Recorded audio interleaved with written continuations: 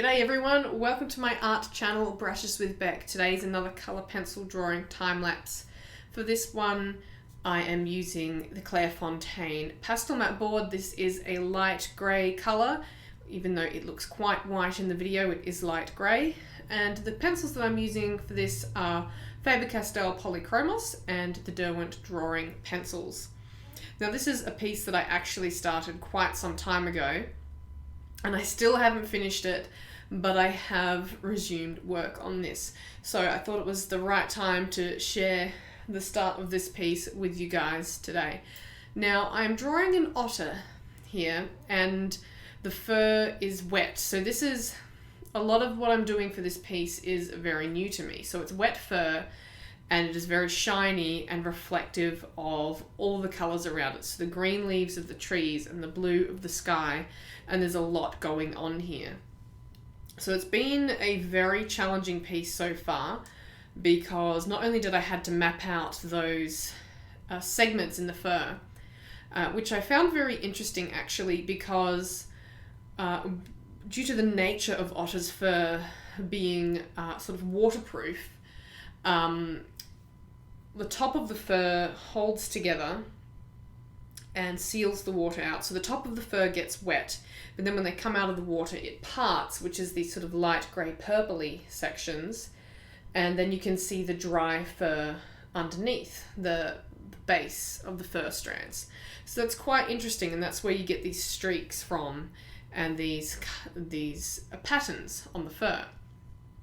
So it was very challenging choosing the colours here and getting those colour schemes right, because there is so much going on colour-wise in my reference photo that getting not just the colours but the values right for those sections was very, very challenging, and I found myself working colour over colour over colour until I sort of found something that I thought was right, because there's so much green and so much purple and blue, it can be hard to focus on smaller areas at a time and really see what the true colours are in those areas. So it's very time consuming because I have to work around the different sections of the patterns in the fur. It's basically like drawing a tiger at this point. You've got to work around those stripes and put in those different coloured areas.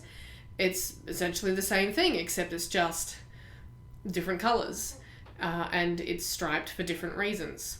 So I had a lot of work putting in those underlayers and getting those to look nice and smooth before adding fur texture in. Now there's not a lot of fur texture in that dense undercoat that you can see between the parted sections of fur, but there is a lot of fur texture on the top surface of the fur that is wet. So I've tried to illustrate that more in my drawing as well. So when you see me using a cotton bud there, I am not using any solvents such as mineral spirits or odorless blender or anything like that. I'm simply using a dry cotton bud, gently rubbed onto the surface of the paper, and it blends the colour together easily. So just working through my normal layering and blending process for this piece.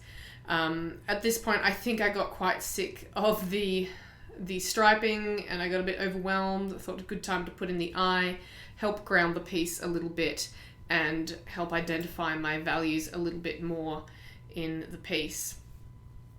So the eye turned out really, really nicely, and I'm very pleased with it. It's nice and glassy and rounded, just like you want it to be. Lots of colours in there, and that made it turn out very, very nice. So back to the fur and adding in more colours and just working through that. Now the top of the head is where it's really vibrant in colour. This is where the light hits it more, so it's there's some bright greens and bright blues, and even though the otter itself is brown, there's really not a lot of that brown colour in the fur itself. So you see me adding in a lot of different greens. I'm adding in sort of, I think that might be a green gold or some sort of golden brown there, just to add a hint of those brownish hues. But really it's a lot of colour through this area, and I think that's part of why I struggled, because I'm expecting to see some brown, but I wasn't really seeing any brown, so I had to do all these vibrant colors. And when you're drawing it, it feels like too much color, and then it doesn't look real. But I'm hoping that by the end of the piece, that all those colors will come together and it won't look so out of place. But as you'll see as we move on through this video, that it is very brightly colored and it sort of looks a little bit funky at this point in time, but I'm sure it will all come together at the end once I've finished. So for the pencils with the Derwent Drawing, I'm really not using a lot of that, mainly that Mars Violet that you can see me using in those purpley grey areas, and it's a really valuable color for those areas. Now you can see the texture of the Pastelmat paper as I'm working in those darker colors, and as I'm laying over the top you can still see that texture, but either using the cotton bud or some of that warm grey, it smooths that right out, and layering in the colors, lighter colors over the top, and then popping in some texture, fur texture, you don't even notice the paper texture at all. So don't even worry about that when you're working on Pastelmat. Just keep building up your layers, blend out with a cotton bud if you need to, add some lighter colors in over the top, and you'll smooth out that paper texture very, very easily. So working on the little side of the muzzle here, again, another challenging area in terms of color choice. Color picking for this image for this drawing was very, very time consuming. The amount that you will see completed at the end of this video was about 4.5 hours work of drawing time, but you have to add on to that sketching time and also color selection. Color selection was very difficult for this one because there were so many colors, and I had to try and select the right greens and the right blues and so on and so forth, along with some brown tones and purple tones and grey tones, and there's just a lot going on in this one. So then choosing those colours for particular areas on the face was also very difficult. I found colour selection for the muzzle to be quite challenging, trying to get the correct tones that I wanted, because the other thing that can be difficult is working on a drawing like this is I have my otter on my light grey Pastelmat, but my reference photo is an otter with a darker background, which makes it hard to see the correct colours. So one option you have is surrounding the otter in your reference photo with a light grey background to make it more reflective of what your piece is, and that can make it easier to get your values accurate and your colours accurate.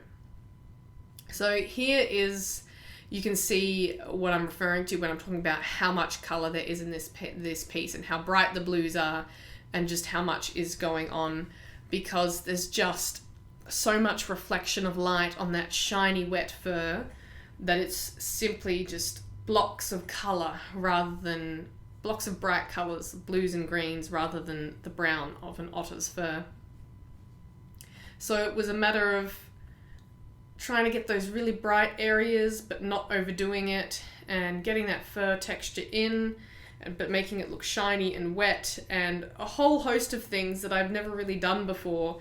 So it's been very, very challenging, and I'm hoping that coming back into this piece now with more experience, not only with in general with drawing and fur, but with using Pastelmat as well, that I can really get this piece to finish up nicely with you know, the added experience that I have of drawing since I started working on this one.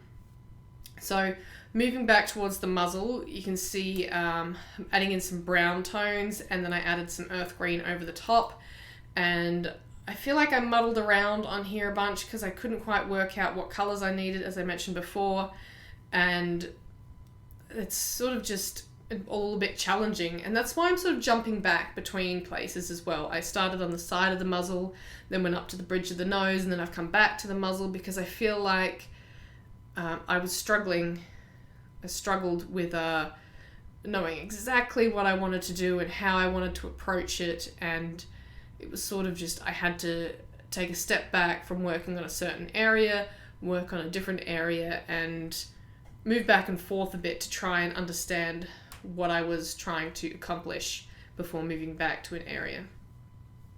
And so back up to the head we go with those finer grey purple areas in between the top of the fur where that shiny wet fur is. As you can see, lots of bright colours again, greens and blues, with some darker blues as well, and just really trying to make it look wet, and so it doesn't just look like I've drawn on green and blue fur on an otter, because the wetness is really what's going to help that colour look more realistic, because the colour comes from the shine and the reflectiveness, which I think I've said about too many times in this video already. So as I'm just working through it, I'm really just learning along the way as in what colours are working for me, and we're learning how to approach this wet fur. And it really is just a matter of getting those bright colours in underneath and smoothing them out a little bit and adding those fur strands in, but then making sure I add in some brighter fur strands over the top to really get that shiny appearance, and keeping that keeping sharp edges on this wet fur, not having anything look too soft, because if it looks soft it doesn't look wet. So that's important to keep in mind as well. So it's been a lot of work so far, and there is still a lot of work to go. It's not a full body picture, it's just, I think, the rest of his head and his neck. So there's still quite a bit of work to go, and it's definitely going to be challenging finishing it up. But I do hope you've enjoyed seeing the beginnings of this little otter. Thank you very much for watching. Please give the video a thumbs up, comment down below, subscribe to my channel, and I'll see you again next week for another one. Stay creative.